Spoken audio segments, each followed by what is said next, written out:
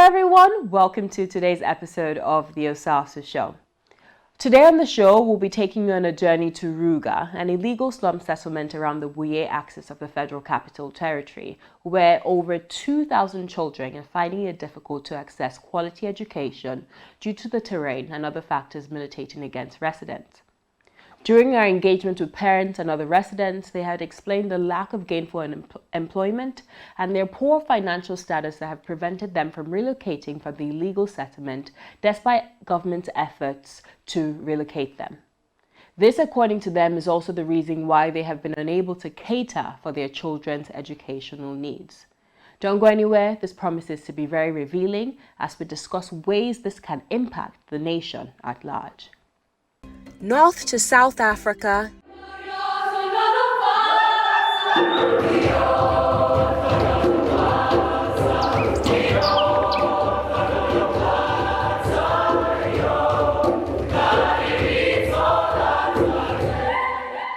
East to West Africa,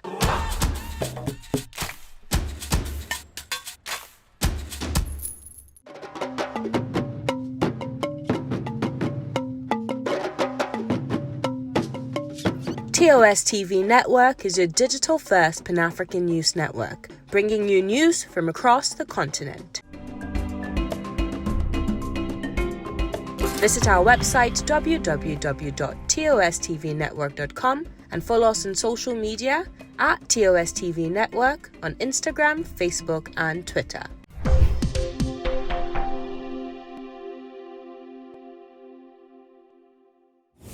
This is not an internally displaced persons camp. This is RUGA, an illegal settlement in the Wuye axis of the Federal Capital Territory. With an estimated population of around 10,000 residents, the slum is comprised mainly of shelters and shanties built using tarpaulin, roofing sheets, and wood. RUGA community right now, we are almost 40 years ago. We have different languages. We have Hausa, we have Bagi, we have Gondara, we have Fulani, and we also have Yoruba, and also TB. We also have and a lot of other languages. Right now we are having development from the government, and we are also having some development from organizations that are helping us and helping our children. And here they are building some schools, and they are also developing boreholes, and some organizations are paying school fees to our children. And therefore we are thanking those organizations and the governments. And also we are asking and praying that the government and other non-profit organizations, our present settlement is not ours. Therefore, any organization who have the power and capacity should help us to the government. How we are densely populated, the government should help us with the help from the government and other non-profitable organizations. Therefore, anybody who helps another, Almighty Allah will help him. More interesting is the fact that there is an estimated 3,000 children in the settlement. Less than 50 of them are currently enrolled in school. The settlement is extremely remote. It's not easily traceable. So we were able to trace the settlement through one of our children that we met on the street, and he said he was interested in learning. And he told us that there are several children in their community that are not going to school. And because of this work that we do, we followed this boy to verify his story, and true enough, there are thousands of children, like you can see, in that settlement, even though it's a slum, but there are several thousands of children there that do not access education. So when we went, we found a need for access. We worked with the community leaders to make something there for them, like a makeshift, partnering with a few people in that community. And one thing led to the other. We expanded. And because it's a temporary settlement, there was a time they had to suffer demolitions. So we work with government agencies so they are actually aware that we have a presence in that community to deliver education, as in that's okay. So yes, to cater for such kind of children, then we came up with the idea of the mobile classroom. Just like the children and the communities, the classroom is also mobile like them. When we go there with our intervention, we make use of the mobile classroom for the period that we're there. And the mobile classroom can even be used to learn simultaneously in a calendar year from one community to the other. When we went to the community at first, we met these children. They were very raw, no access to education whatsoever. They didn't know anything. We took our baseline tests, and many of them don't even know what the letters of the alphabet are, what the numbers are. You know, at a very basic level, you meet somebody that is more than 9 years old, 10 years old, and they don't even know these basics. So we found the need to do something urgently, and we partnered with some implementers to design a curriculum. And we designed this curriculum. We began to deliver. So we saw the potential in those children. We also delivered the life skills curriculum, which helped the children improve their hygiene, be more aware in their environment, be more security conscious, be more financially intelligent, and so many other activities, so much impact. So the impact is what encouraged us to go further, to introduce digital learning to them. But our approach of introducing digital learning is not just come and introduce the tablet or come and introduce gadgets to them. We first have to start introducing concepts which we call computational thinking. You might have seen some of the banners for computational thinking in the classroom. So we use that to introduce digital learning to those children in a very friendly and non-overwhelming manner.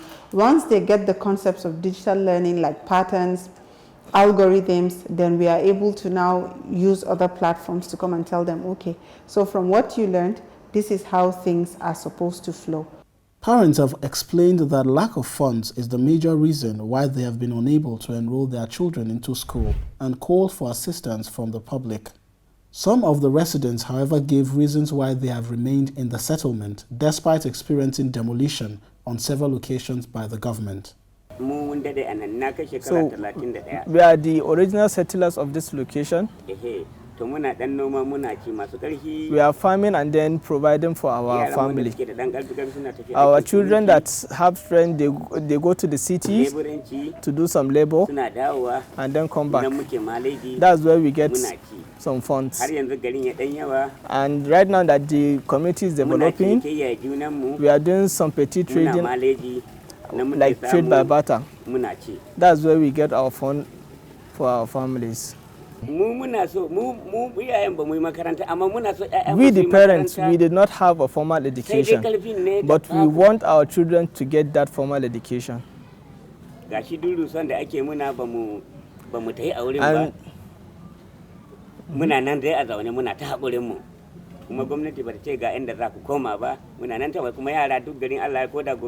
so even with the demolition that we are facing, we are still here settling because we have no elsewhere to go, and we are really worried with the education of our children. And even with that, we are still going to do our best to give them that formal education. We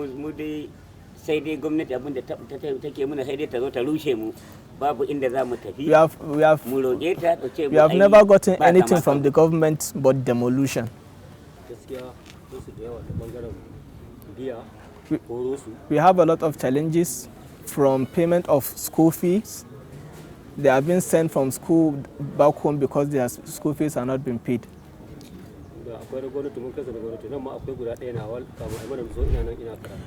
I took them to government school, but due to lack of funds, we couldn't pay their school fees. So the organization that came here to RUGA to help us with education, I was able to connect with the organization so that I can put my children there. Okay, during Obasanjo, we faced the first demolition. And there was a public school before. So we went to the government asking for those for that public school, but we were told that that public school had been cancelled. We have never gotten any assistance from the government apart from demolition.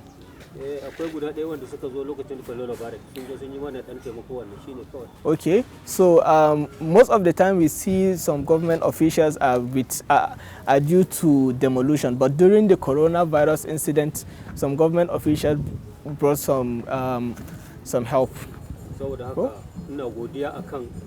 Therefore, I'm very thankful.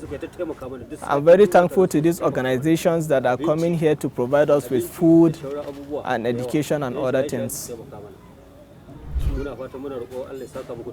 And we are very grateful, and we hope. And these children that you have transited from the community to public schools, we are very grateful.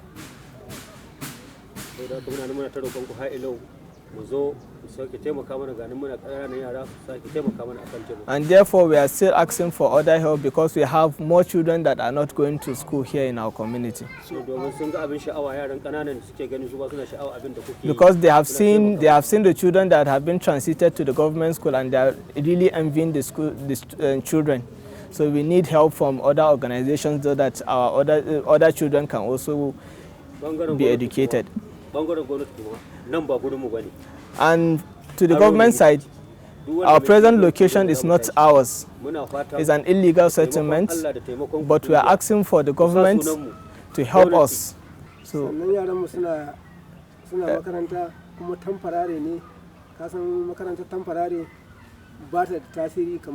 our children are also going to school, but they are all temporary school. They are not as efficient and as good as public schools.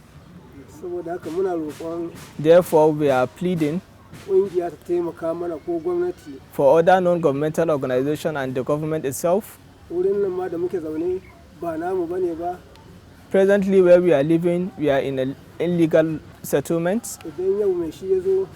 If the owner of the settlement comes, we will have to vacate. Government at the beginning has helped and provide public school here in RUGA. Then demolition came. So during the demolition, all the community and the school were demolished down. Since from then, the government have never helped us again. But we are pleading with the government to help us. If it can relocate us to a legal location or a legal settlement, we will really be happy. Like for the school fees, what I do is, from what I get here in RUGA community, I do send it to some of my relatives in Kano, and the relative will also add to what I send, and then with that we'll pay for their school fees. I can't say that I haven't gotten anything from the government. Before election of 2019, the government sent us funds, and I got 10,000 naira.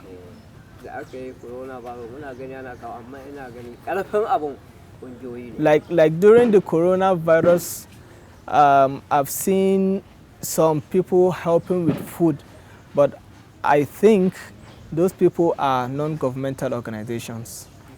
Amina also explained that with the intervention of our organization, there is hope for the children. She also called for collaboration between the government, well-meaning individuals, and non-governmental organizations for the sake of the children. So across the country, we've worked with almost 1,000 children now. But in that particular community, we targeted 50 as a pilot. For those 50 children, we trained them rigorously, and some of them have now been fit into primary 4. in the formal school system. One of our beneficiaries, Fatima, actually got one of the highest scores for the primary 3 exams, which is it's a rarity to find something like that in public school, and then there is a child from our accelerated learning program achieving something like that. So the transition process works. After a year of rigorously training them in certain skills, they are now transitioned into formal school. Most of them fit into grade 3 because of their ages and now the exposure that they get, and because they are well positioned to learn now, because they are used to classroom environments. They have proficiency levels up to grade 3. So once you take them to the public school systems, they are able to thrive easily. They can read, they can write, they know how to relate, they know how to be security conscious, they know how to thrive in such environments. So once they are transitioned, they thrive very well. But accelerated learning doesn't stop at that. For the children that are over age, like more than 10 years of age, they don't have to go back to school immediately. They are taken through 3 levels. First level is from grade 1 to 3 curriculum.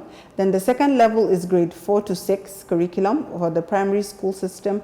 And then the third level is JS 1 to 3. So it is called Accelerated Basic Education Program. It's a national program that has recently been launched.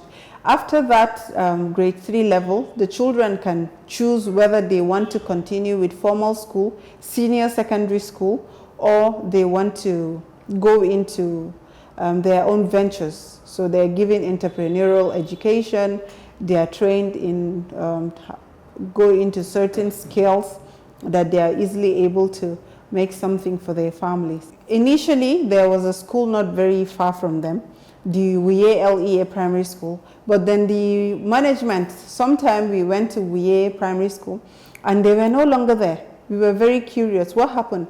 They said they were moved from Wuye. They now go to learn in Zone 6, and the kids are packed in a bus to be taken to Zone 6 every morning and brought back every afternoon. So many parents were not comfortable with that arrangement and their children had to drop out. It was challenging for us as well because the distance is going to affect attendance, it's going to affect their retention into schools. That's why we brought up the matter with the Universal Basic Education Commission. Right now we took them to Karmajiji, the children. So it's actually a lot from our part, having to follow up with them all the time to find out if they're attending school. That's one of the major challenges. Then convincing parents that it's actually worth it to take that distance is another very big challenge, because they didn't really see the need for their children to be enrolled in the first place. You convince them, they buy into the idea, and now you're telling them to go more than 7 or 10 kilometers to school every morning and come back every afternoon. That is very, very challenging. There are organizations that are mandated to cater for certain group of children, because education cannot really wait for anyone. As you've learned from the community members, some of them have been there for more than 20 years. So what happens to those that have not been accessing any education for 20 years? They turn into thugs and even get recruited into bad groups. And one of the challenges, major challenges we have in this country is insecurity. So yes, even though it's a peculiar settlement, it is the responsibility of the government to educate its citizens wherever they are. Education cannot wait, and it shouldn't be marginalized. So we are also calling on donor agencies, government agencies that are mandated to provide such services, who are willing to partner with anyone to help those children get access to education. And since we've been in that context for a long time, we are able to offer the expertise and advice required for a smooth programming in that community.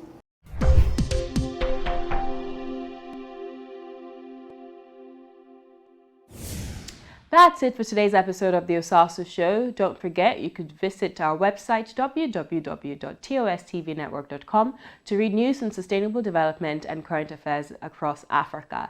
You could also watch the plethora of other shows on TOS TV Network, such as The Conversation, Health 54, Africa Now, Nigeria Now, on our website www.tostvnetwork.com. DSTV.com. You can also watch all past episodes of the Osasu Show on there as well. Follow us on social media at TOSTV Network, at the Osasu Show, at Osasu Igmanadian on Instagram, Facebook, and Twitter. I'll see you same time, same place next week. Until then, keep washing your hands, keep practicing social distancing, keep wearing your face mask and sanitizing, because COVID-19 is still very much out there. All right, take very good care of yourself. God bless you. North to South Africa,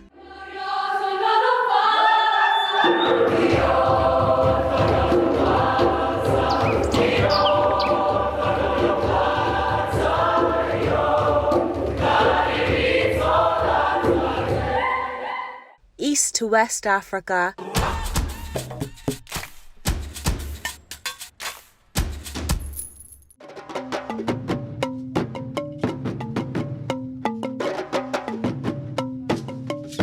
TOSTV Network is your digital-first Pan-African news network, bringing you news from across the continent. Visit our website www.tostvnetwork.com and follow us on social media at TOSTV Network on Instagram, Facebook, and Twitter.